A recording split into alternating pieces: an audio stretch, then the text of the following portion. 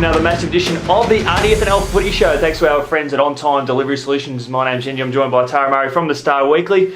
What another cracking round of footy we had. It is. I'm back after last week. We actually did film shows last week, but they got lost in cyberspace somewhere. So not my fault. But no, what a cracking game. We were pretty excited heading into this round with 4 of the top 5 teams playing each other.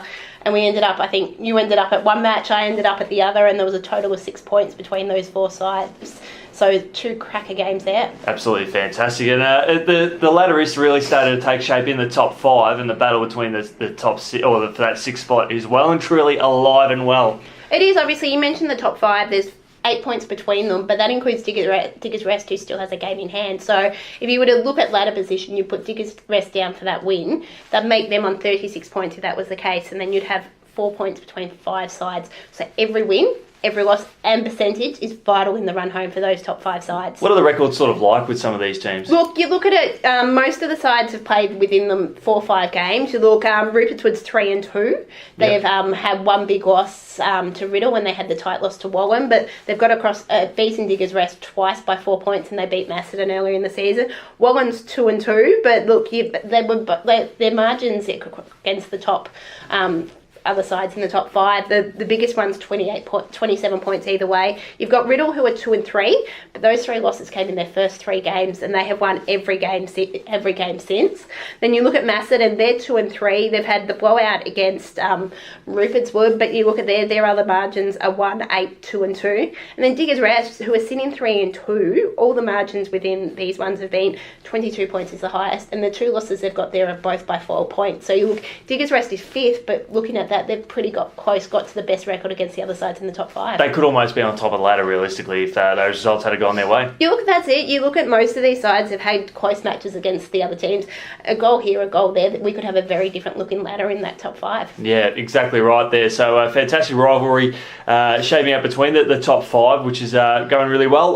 You mentioned Diggers Rest and Rupa. You were at that game on the weekend. Tell us how it unfolded. Well, the first thing I got told when I walked into the ground was that I was the only person who tipped Rupo. I did look, Grant Harrison actually did as well, but despite Rupo being on top of the ladder, they were the underdogs according to the expert tippers in the record this week. So that was the first thing. Injuries, the first thing I got told, and they were picking on you again for not backing Rupo. So, but obviously you mentioned that injuries, that's probably the big thing for Rupertswood. They really stood up without some of their leaders. They're missing Brent Swallow, Brett Chambers and Dean Part. So they're arguably the 3 most important players for the Sharks, but they were able to get the win done for the second time this season by 4 points across against the Burrows. The Sharks looked the better side in the first half, and they got out to a decent lead at half time before Diggers hit back, and they hit the lead in the 3rd quarter before Tom Podolzak kicked a goal late to put the Sharks back in front at the last break. And the last quarter it was goal for goal, and both sides had their chances, and in the end it was the Sharks who got back through the league through debutant Jake Sutton, snapped one from the goal square, and then they kicked another one after that to get the 4-point win. So it was quite an interesting match, and you look at it, brilliant match, brilliant result.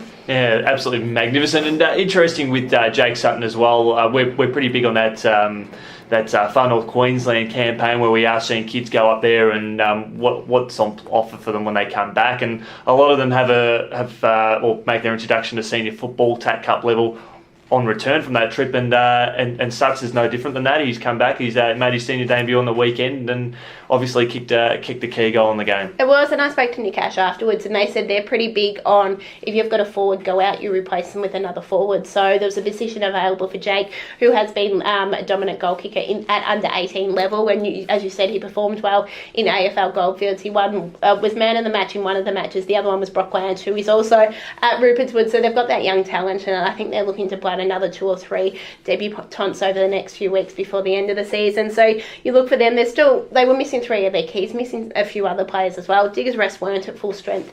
They had a couple out early on with illness before the game. They did lose Sean Egan early in the game with what looked like to be a lower leg injury, so he took that into the game, and speaking with Jamie Lobb, they reckon they'll freshen him up the next couple of weeks and get him right for finals. But if you look at this, they've played 2 matches, 8 points total between them. If that's finals, we're in for a good final series. Spot on there. The game that I had the pleasure of getting along to on the day was Macedon and Riddell. The Bombers getting up by a couple of points in a low-scoring, hard grind. The Cats got away to an early lead, kicked 3 the first half, 4 goals. Johnny Barnett starting forward there for the Cats. He was a star backman of the Premiership last year. Interesting move by the Cats to push him forward, and hats off to the Bombers. They recovered well, and it was a win they probably needed to have in that sort of environment. And look, when I looked at it, I was looking at the scores and was quite shocked to see that there wasn't a goal kicked in the final quarter. No. We're used to both of these sides being generally high scoring teams with lots of options, but there was no goal scored in the final quarter, so it was a tight defensive game in that last quarter. We saw Macedon got across the line the previous week against Wallan in a close one, and this time it was Riddell. In round one, it was 1 point between these two teams, and it could have gone either way. This time it was two points in another match that could have gone either way. It was interesting, speaking of both sides, that they both felt that the margin could have been greater on the day, such was Riddell's dominance, particularly after quarter time. Ben Sonigan had 4 shots on goal in a row for the Bombers and had a return of 1 goal 3, and he kicked the hardest one. The other 3 were very very kickable. If he had got even 2 of those, the game probably wouldn't have been as close. But that final term, it was just tackle after tackle, stoppage after stoppage, and both sides really had to work hard for their disposal. And that's obviously, you mentioned goal kicking, it's been something Riddell struggled with a little bit this year. They kicked 6 goals, 14, and had an extra 7 scoring shots there. So that shows they did have those extra opportunities. But you probably need these high tackling pressure games, because that's what finals footy can be about at times. You're not necessarily going to get the free-flowing games as you might get against some of the lower sides. You're going to have this tough in and under football, and we're seeing both of these sides are up to it when it counts. Yeah, it was just hopefully we can see that intensity. If it's a sign of things to come, we'll be absolutely pumped. Melton Centrals, for me, I think this was probably not the result so much, but the margin of the results. They comfortably counted for Woodend Hesket. And I say comfortably because essentially that's what it was. It was. I was following the scores and I was a little bit shocked by this one. I was expecting the Hawks to come back. It's something that's sort of happened with both these teams. The Hawks have come back late against sides where Centrals have sort of not been able to hold it for the 4 quarters. And it was the case the first time these two teams met. But this time, Melton Centrals were able to hold on and play a 4-quarter game. And it was a 45-point win in the end. And I was a little bit shocked about this. I was expecting Woodend to bounce back. They've had a tough month against some of the top 4-5 sides, and now they're playing a side outside the finals, a game they're expected to win, and they'll actually probably disappointing. Yeah, exactly. And unfortunately with their loss, it now opens up a 2-game gap between 6th and 7th. So they haven't done themselves any favours there. And but I mean, hats off to Melton Centrals. Unbelievable game. That is a side like the Hawks, who could very well be playing finals. They've only just dropped out of the top 6, and the Centrals, their improvement is out of sight, knowing that they could take on a team and comfortably beat a team that could play finals. Exactly, and this is probably a little bit of a scalp that Melton Centrals has been looking for. They've been able to beat the sides below them on the ladder and around them quite convincingly, but in the end they haven't been able to beat those sides above them. They haven't been able to have that 4-quarter performance. I know I'd spoken to Matt Sproul the week before against Rupertswood. They played good for 3 quarters, and the guys down at Rupertswood were quite impressed with the development of Centrals, but at the same time they've finally done that for 4 quarters, and I think it's that reward for effort that they are taking that next step, and they are really showing they will be a side to look out for in the future. Plenty to get excited about at Arnold's Creek. Now a game where, look, my gut instinct said that it wasn't going to be a walk in the park. In fact, I just had that feeling that maybe something can go south for Wallan as they took on the Sunbury Kangaroos, and at half time the Kangas are up. The Pies kicked away in that second half. So, I don't know, it's just the Pies and the Roos match up better on the Pies. Well, that's what I was thinking as well. I was looking at the scores at half time. The first time these two teams met, Wallan only got over the line right in the last minute. I know Sunbury Kangaroos sort of ran out of legs with a couple of injuries there. And this time it looked like it was going to be a repeat with the Sunbury Kangaroos dominant in that first half. Were you surprised? I was surprised, yes. Obviously, I expected Wallan to bounce back after losing to Macedon the week before. They would have been quite disappointed to drop that game. They could have gone either way, but would have been quite disappointed. So for them, I expected them sort of to be in front. We all know that Sunbury has struggled a little bit with depth.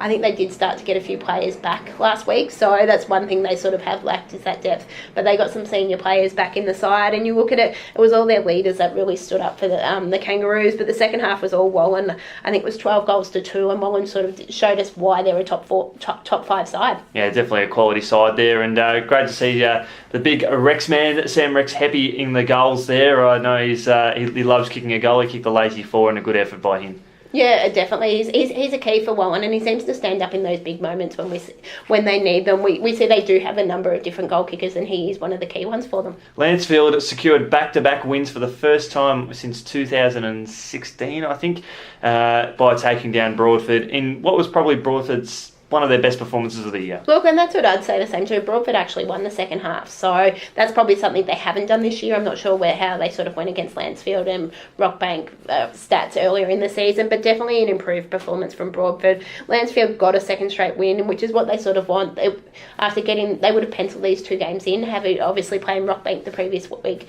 and Broadford, the 3 bottom sides, you'd be penciling trying to get wins against them, and Lancefield's done that, and it's another confidence booster for them. Yeah, absolutely right there, and something that positive they can take ahead as for the rest of the season as well, knowing that they can compete. Yeah, definitely, and that's what we've seen.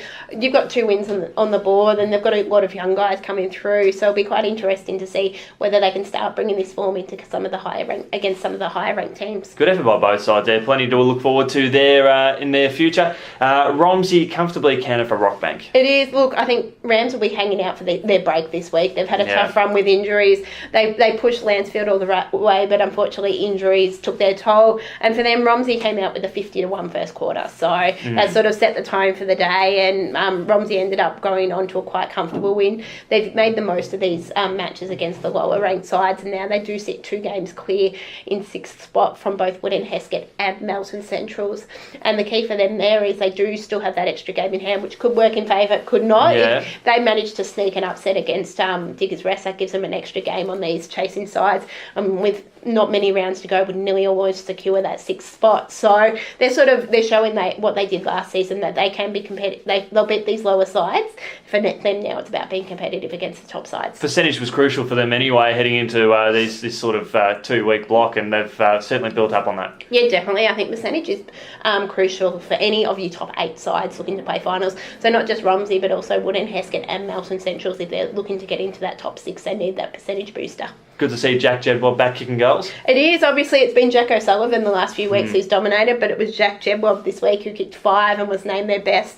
And for the Rams, it was Thomas Maney who was named theirs. So, look, I think they'll be one of the teams most welcoming the break coming this week. Yeah, it should be a fantastic break coming up. And it's certainly shaping up to be an interesting run home towards the finals, but that's looking back on the latest round. Tara, thanks so much for joining us looking back on the latest round, and we look forward to seeing you later on the week. Thanks for having me.